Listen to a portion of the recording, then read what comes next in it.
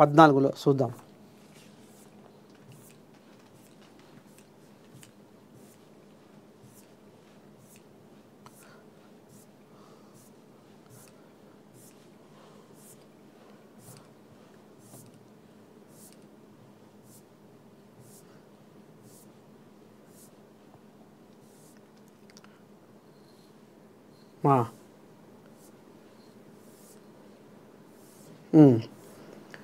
భూభారతి సర్వేకు శ్రీకారం చుట్టిన ఏజెన్సీలు ఆధునిక డ్రోన్లతో సాగు భూముల కొలతలు. పక్కాగా హద్దుల నిర్ధారణకు 2 రకాల సర్వే. 75 ఏళ్ల క్రితం నాటి టీపన్ నక్షాకు స్వస్తి. భూభారతి సర్వే కింద భూ సమస్యలు పరిష్కరించేందుకు రెవెన్యూ యంత్రాంగం ప్రత్యేక దృష్టి పెట్టింది. భూముల కొలతలను నిర్ధారించడానికి రాష్ట్ర వ్యాప్తంగా 5 గ్రామాలను పైలట్ ప్రాజెక్టుగా ఎంచుకున్నారు. దీని నిర్వహణ సర్వే ఏజెన్సీలకు అప్పగించారు. ఈ గ్రామాల్లోని భూముల కొలతలు తేల్చడానికి ఆధునిక డ్రోన్లు ఆకాశంలో చక్కర్లు కొడుతున్నాయి. భూభారతి సర్వే మ్యాపులను సిద్ధం చేయడానికి ఖమ్మం జిల్లా ఎర్రుపాలెం మండలం ములుగుమాడు, జగిత్యాల జిల్లా బీర్పూరు మండలం కొమ్మనపల్లి, మహబూబ్ నగర్ జిల్లా గండీడు మండలం సలార్ నగర్, ములుగు జిల్లా వెంకటాపూర్ మండలం నూగూరు, సంగారెడ్డి జిల్లా వట్పల్లి మండలం షాయద్ నగర్ గ్రామాలను పైలట్ ప్రాజెక్టుగా తీసుకున్నారు. ఒక్కో గ్రామాన్ని ఒక్కో ప్రైవేట్ సర్వే ఏజెన్సీకి అప్పగించారు. ప్రస్తుతం ఈ గ్రామాల్లో సర్వే ఏజెన్సీల సిబ్బంది భూముల హద్దులు గుర్తించే పనిలో ఉన్నారు. ఆకాశంలో ఆధునిక డ్రోన్లు. అచ్చం విమానం ఆకారంలో ఉన్న ఆధునిక డ్రోన్లు సంగారెడ్డి జిల్లా షాయద్ నగర్లో చక్కర్లు కొడుతున్నాయి. త్వరలోనే రాష్ట్రంలోని అన్ని గ్రామాల్లోనూ ఇలాంటి విమానపు ఆకారంలో ఉన్న డ్రోన్లతోనే భూముల కొలతలు తేల్చనున్నారు. సాధారణ డ్రోన్ల కన్నా ఈ ఏరోప్లేన్ డ్రోన్లతో భూముల కొలతల్లో ఖచ్చితత్వం ఉంటుందని చెబుతున్నారు. ప్రస్తుతం షాయద్ నగర్లో 21 సర్వే నెంబర్లలో 574 ఎకరాల వ్యవసాయ భూమి ఉంది. 279 మంది రైతులకు పాస్బుక్లు ఉన్నాయి. ముందుగా గ్రామానికి హద్దులు నిర్ణయించే పనిలో వీరు ఉన్నారు. ఈ గ్రామ బౌండరీలు తేల్చాక సర్వే నంబర్ల వారీగా భూములను కొలిచి మ్యాప్ను తయారు చేయనున్నారు. ప్రస్తుతం గ్రామాల శివారు ఆధారంగా అక్కడ పాయింట్లు అమర్చి డ్రోన్లతో కొలతలు వేస్తున్నారు. ఇందులో ఖచ్చితత్వం ఉందా లేదా అని నిర్ధారించుకోవడానికి డిజిటల్ గ్లోబల్ పొజిషనింగ్ సిస్టమ్ను వినియోగిస్తారు.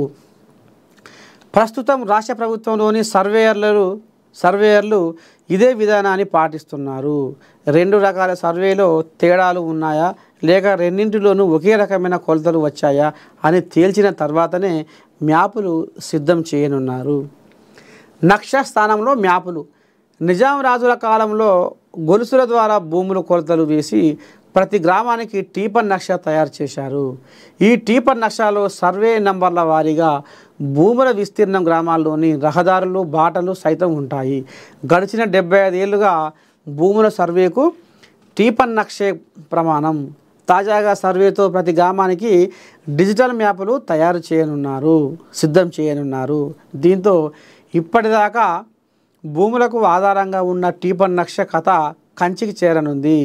గ్రామాల హద్దులతో పాటు సర్వే నెంబర్ల వారీగా సర్వే పూర్తయిందంటే ఇక టీపన్తో పని ఉండదని సీనియర్ సర్వేయర్లు చెబుతున్నారు.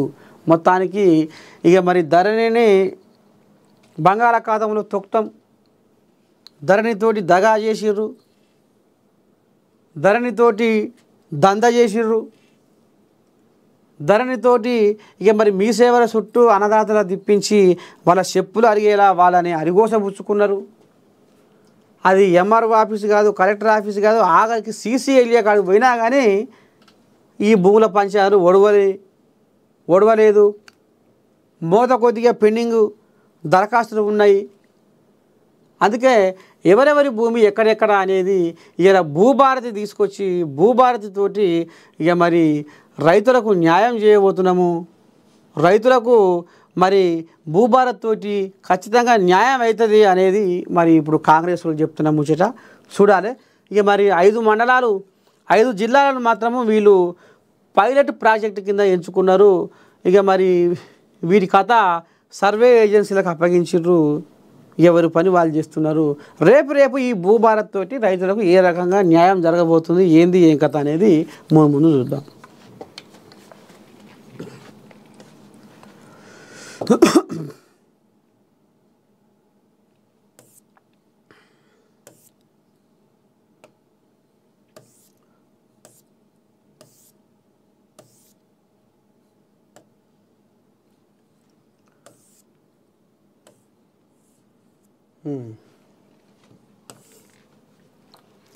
బిడ్డ ఓడిపోతే 6 నెలల్లోనే ఎమ్మెల్సీని చేశారు.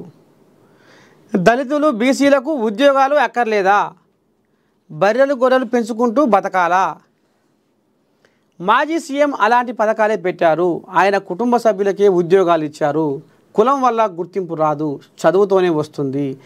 బీఆర్ఎస్ అధికారంలో ఉన్నప్పుడు దళితులు బీసీలు బర్రెలు గొర్రెలు చేపలు పెంచుకుంటూ బతకాలన్నట్లుగా వ్యవహరించారని సీఎం రేవంత్ రెడ్డి ఆరోపించారు. తెలంగాణ ఏర్పడితే ఉద్యోగాలు వస్తాయనుకున్న యువత ఆశలపై మాజీ సీఎం నీళ్లు చల్లారన్నారు. ఆయన ఇంట్లో వాళ్లకు మాత్రమే ఉద్యోగాలు ఇచ్చుకున్నారని, బిడ్డ ఎన్నికల్లో ఓడిపోతే 6 నెలల్లోనే ఎమ్మెల్సీని చేశారని, రాష్ట్రంలోని నిరుద్యోగులకు మాత్రం ఉద్యోగాలు ఇవ్వలేదని గుర్తు చేశారు. గత ప్రభుత్వం